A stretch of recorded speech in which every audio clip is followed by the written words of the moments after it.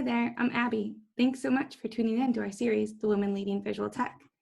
At LDV Capital, we invest in people building visual technology businesses. We thrive on collaborating with deep technical teams that leverage computer vision, machine learning, and artificial intelligence in order to analyze visual data. The purpose of our series, The Women Leading Visual Tech, is to highlight some of the top ladies whose work in visual technologies are revolutionizing business and society. In this interview, I had the pleasure of chatting with Dr. Rana el Kaliouby.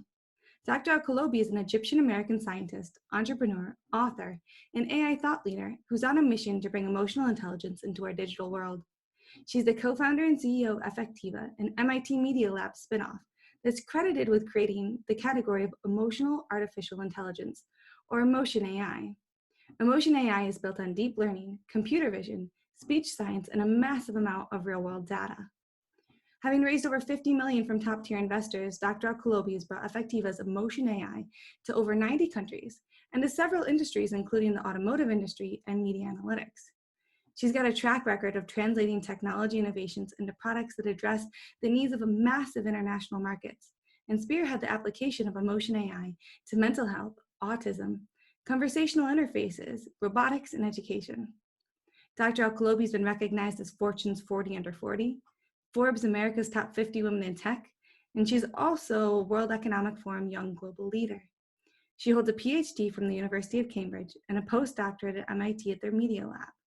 She's also a limited partner at the MIT Media Lab E14 Fund, a board member of SIMPEDS at Boston Children's Hospital, and a board of trustees member at American University in Cairo.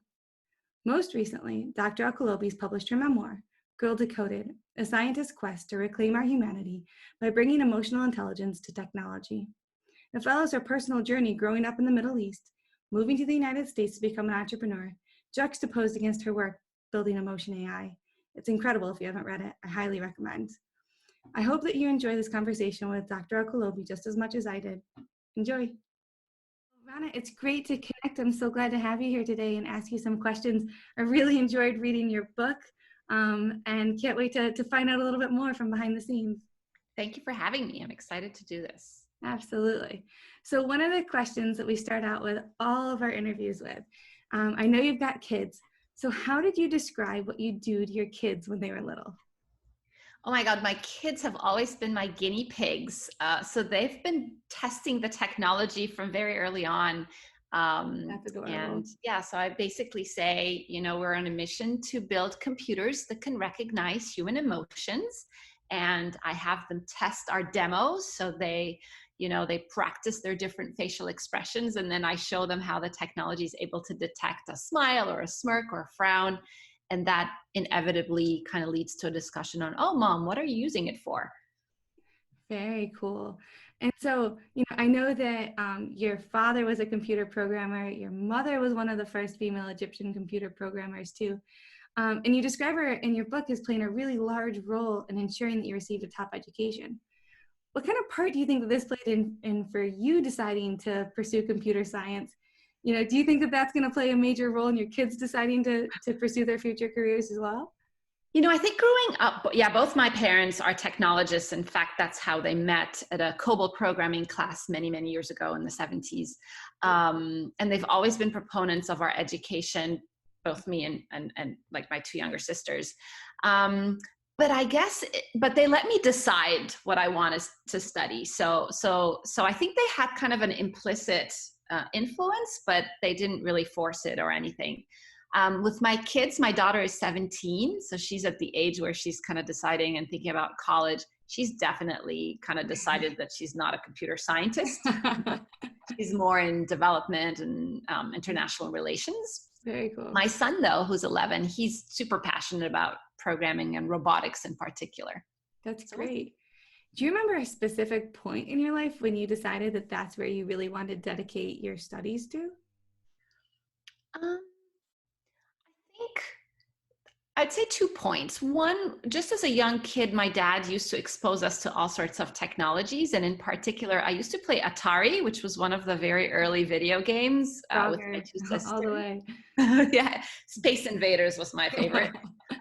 So I have these memories of all of us huddled around kind of the video console and playing together. And it wasn't the game that intrigued me or fascinated me. It was kind of bringing us all together. And so that was when I realized technology is all about bringing humans together. And that's been a common thread in my research all throughout. I can definitely see that thread like weaving its way through all of your work, that it's not just about the computers themselves or the love of the computers, but it's a love about connecting people via computer. Exactly.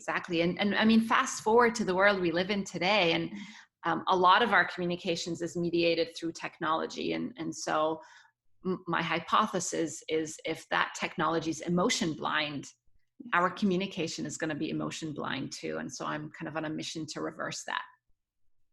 For sure. You know, as I look through and I read through your book, it seemed like at multiple points throughout your career, whether that was like the late night hours in university being scrutinized by your neighbors, or deciding to start a company at 6 months pregnant, there were so many different junctures where your success as a scientist was challenged because of your gender. Where do you think that you draw the courage to overcome these challenges and stick to your passion for pursuing this human-computer interaction and emotion-based computing? I really think, like, I am the type of person, in fact, I talk about myself, my younger self, as being a nice Egyptian girl. Mm-hmm. So I'm not like the rebellious type of person. So I would say I got my courage and my ammo just from really this deep conviction that I can do something about this, that we need to humanize technology. And there's so much potential for emotion AI in mental health and automotive and just so many applications. And I just felt this conviction that I had to make this happen no matter what. What's the most common question that you get when people hear that you're building emotion into computing? I think the first question that always comes to people's mind is why? You know, why do computers need emotions? And my argument is that, you know, if you look at human intelligence, your IQ matters, but your EQ often matters even more. Mm-hmm. And people who have higher EQs, they're more persuasive, they're more likable, they're more effective in their personal and professional lives. Mm-hmm. And I feel that that's equally true for technology that we interact with on a day-to-day basis. I mean, if you think about AI in particular, it's really becoming mainstream. Yeah. And it's taking on roles that were traditionally done by humans. And this, I mean, these technologies need to understand human. They need to know how people behave, how people feel to be really effective. And why too, right? I think that that's one of like always the biggest questions is emotion drives so much of who we are as people, that if you're missing the emotion side of things, then you miss a lot of the why, you know. And like you too, we believe that until recently, computers have been functionally blind as well, right? But now the ubiquity of cameras on our phones, our computers, has really opened up this world of opportunities for computers to see. And so after, you know, almost 2 decades now working on some aspect of emotion AI, in your opinion, how far are we from the time when cameras might use computer vision to really detect human emotions and AI be able to tell, you know, the why of what's driving us? I have to say I'm a huge fan of LDV and your work because I really believe the future is, I mean, we are already starting to see interfaces become conversational, mm-hmm. but the real future lies in actual perceptive and perception in our technologies, and LDV and your portfolio companies are on kind of the forefront of bringing that to fruition. So I love that. I've always been a fan and kind of a follower of what you support. Thank you. And I kind of see emotion recognition almost as a subset of that, because it is, I mean, we infer emotions not just visually, but the face and the human body language is a big piece of it. I would say we're in the early days. I kind of liken it to a toddler, right? Like a toddler in terms of the sophistication of understanding human emotions. So there's a lot more to do. But we kind of have the recipe for how to do it. It's almost like, you know, a ton of data, diverse data from all over the world, different ages and genders and ethnicities and contexts, combined with state-of-the-art machine learning like deep learning. I think that's, you know, we've been able to show that we're able to use that pipeline, if you like, and repeat it over and over for different types of emotional and facial expressions. I love that that analogy that it's computers are like toddlers at the moment. Because I do think, being the mom of a toddler, one of the things that you do is you work on like those different faces, like frowny face, this means somebody's sad, or happy face, this means somebody is, overjoyed, and you try to assign those emotions to it so that she can put those together in her head. And so it makes complete sense that that's the way that we're going about training computers to understand. Exactly. And then with your daughter, like you're probably not teaching her yet what pride looks like, or what jealousy looks like, or what, I don't know, inspiration. These are like advanced. How do you even do right, exactly. Like we don't really know exactly what those look like because they're more complex. And I guess we learn them subconsciously as we grow more mature and older. Build our own data sets. Yeah, exactly. Totally. Interesting. So one of the things, that you talked a little bit about in Girl Decoded is about the Baron-Cohen spectrum, right? Mm-hmm. And that there's the empathizer side of it, and that more women fall on the emphasizer, if I can say it, emphasizer end of the Baron-Cohen spectrum. So does it kind of make perfect sense that as two women, you and Dr. Rosalind Picard are the driving force behind emotion AI? I think it does. I think, he's very clear. Simon Baron-Cohen is very clear in his research that it's not exclusive. There are, of course, men who are more empathizers, and there's, of course, women who are more systemizers. Mm-hmm. But I don't think it's a coincidence that Ross Picard, my co-founder and MIT professor, started this field of research, and that, a lot of women are drawn to it. But I will say, even at Affectiva, we're a tech company and we're female founded, but we still struggle to get more females into our pipeline. So we have a lot of male engineers and scientists who are very passionate about this mission, and they've joined the company because they believe in what we do. So so there's some guys who kind of value emotion. Of course. It's exciting. So what do you think are the most exciting applications of your technology today? You mentioned automotive, you mentioned mental health. But what's the number one that you're looking forward to for the future? Right now we're very focused on the automotive industry to increase our road safety. So we use cameras to detect if drivers are falling asleep or if they're distracted, for example, texting while driving or on your phone. Again, we use computer vision to detect not just the driver's state, but what other objects is the driver interacting with. Interesting. So I think that can be really transformative and can save a lot of lives. Yeah. Beyond that, I'm very passionate about mental health because we know that there are facial and vocal biomarkers for depression and stress and anxiety. And given that we're all stuck in front of our machines, Yes. a lot of time, that's an opportunity to capture people's baseline and flag if somebody's showing, early signs of, say, depression or even suicide. So I'm sure. Yeah. It is interesting because the moment that like you open up your computer in the morning and you have like your daily scrum with your team, you can automatically sense like what's going on with them or if something's happening. And so if the computers could do that over the course of the day and measure, when are you more productive? What's making you happy? What's making you unhappy? I could see it as being like a huge thing, especially in today's day and age where we're stuck in front of our computers and conversing over video for so much of it. I actually think because of this pandemic, there's going to be a layer of innovation that sets on video conferencing platforms like Zoom and Teams that can really kind of quantify and bring objective data to meetings, right? Or to presentations. Like if for example, imagine if we are able to quantify pitches. Yep. And me as a founder, I would love to know, when investors perk up or when they're like sitting there kind of smirking and they're like clearly not persuaded, right? Yeah. I think there's a lot of, valuable data and insights there.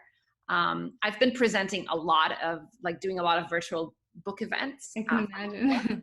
And I miss seeing the audience. It's really tough when you can't, right, see when you're talking into this black box. Totally.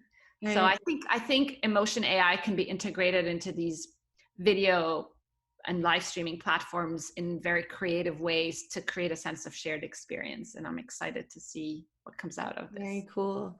Would definitely love to see that.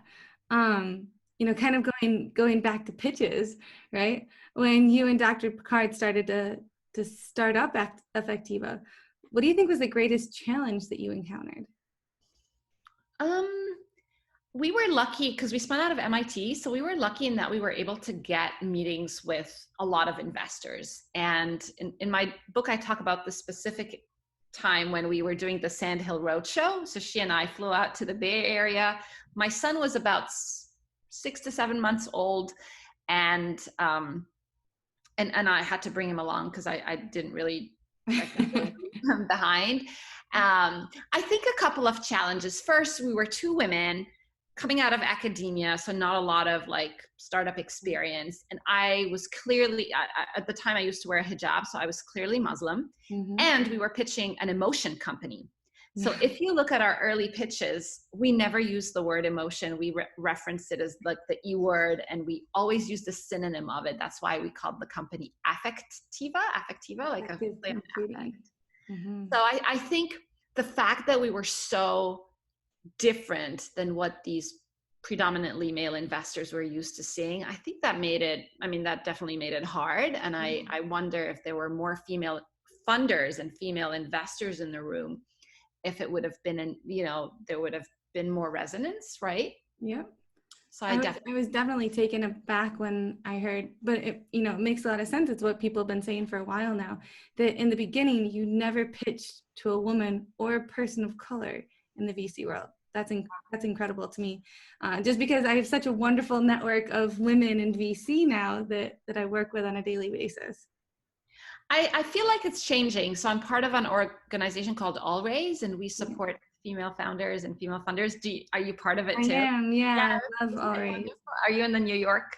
I am in the New York one. And there's a bit of a divide between like the VC AllRaise and like the startup founder AllRaise, but I've gone to a couple of events recently that were with the founder side of it, and it's wonderful.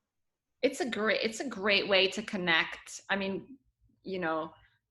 Create an ecosystem of female founders and funders, and I'm very passionate about that, and I'm very heavily involved with AllRaise Boston. So that's wonderful. Yeah.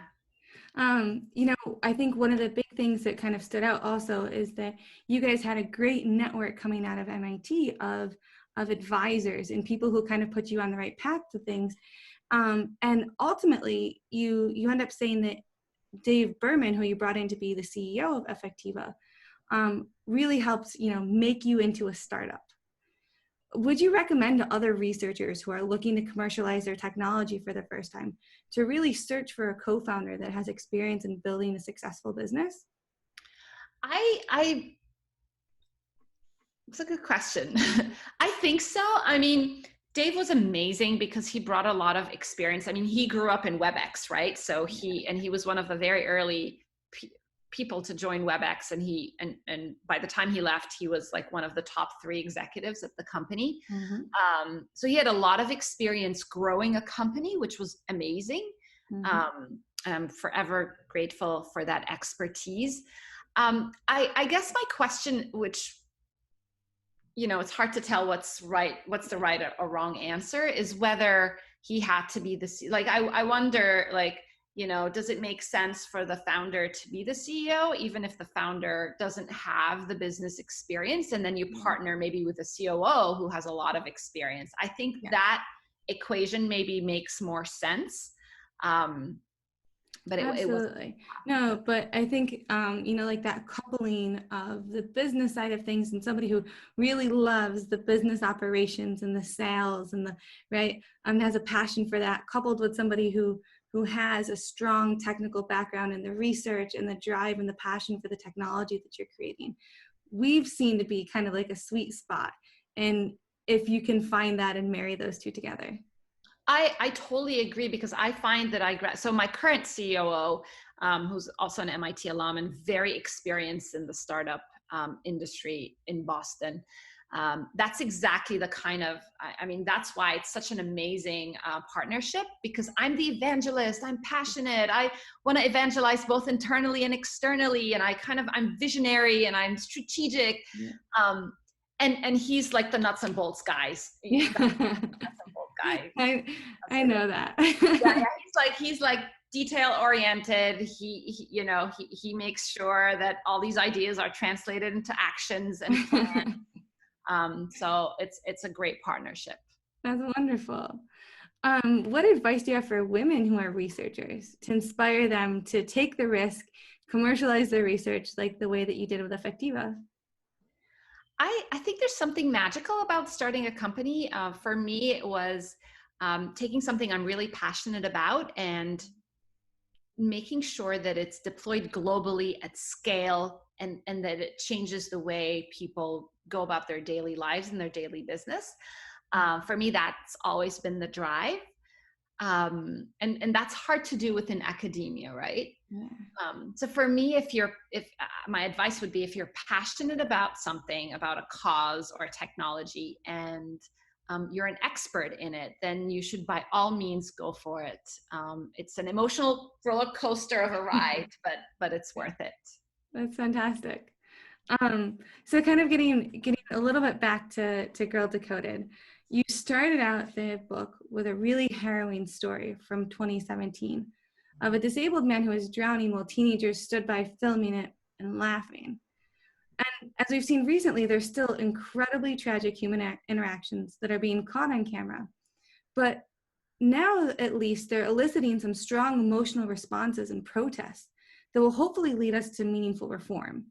Do these responses, like these emotional responses, actually give you hope that human-computer interaction is effectively being changed? I mean, these interactions and these examples definitely give me hope. Emotions are catalysts for action. Mm-hmm. So when we see emotions of anger or emotions of sadness or grief, these can act as catalysts for change. So I'm excited about that. And we should definitely cultivate that and encourage that. I also think we're at a moment where we need to we're at a moment where we need to celebrate empathy, right? We need to rediscover empathy. We're all going through this pandemic together. I think there's a realization across the world that there are systemic injustices in our world. And now is the moment where we can all come together and kind of be agents of change. So I'm excited about that. And I think technology is going to play a huge part in the solution. It already is. Yeah, I really, I'm with you. I totally hope that these types of events and emotions are catalyzing all of us to be agents of change in the ways in which we can. That's great. All right, so one last question for you before I let you go. What is the best piece of advice that you've ever received? Best piece of advice I've ever received is as a way to combat inner doubt, try to visualize your goal.